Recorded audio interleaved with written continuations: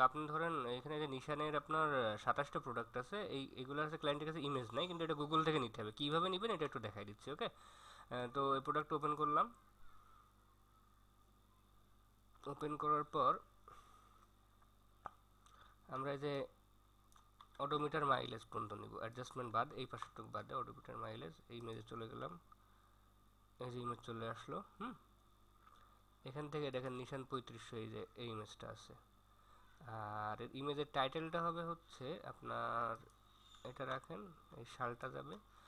আর আগের যে কোনো প্রোডাক্টের ইমেজ থেকে এই যে এইখান থেকে নেবেন, এই ক্লাস্টার থেকে এই পর্যন্ত এইভাবে আসলো। এরপর এই ইমেজটা ওপেন করেন।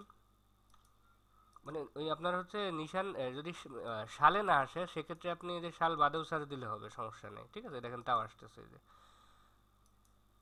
আচ্ছা, এটা কন্ট্রোল এস দিয়ে সেভ দিই, নিশান 3500।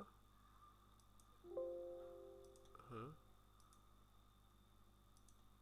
আর এটাকে ফটোশপে নেবেন, ফটোশপে নিয়ে এই ইমেজটাকে স্কোয়ার করে দিতে হবে জাস্ট, এই স্কোয়ার করে কন্ট্রোল এস দিয়ে সেভ দিয়ে দেন। দিয়ে এটা আপলোড করুন। এটা মেইন ইমেজ, মানে ফিচার ইমেজ, যে এইখানকার ফিচার ইমেজ হিসেবে আপলোড করতে হবে। আর বাদ বাকি সব নিয়ম ঠিক আগের মতন আছে, কোনো চেঞ্জ নাই, ওকে?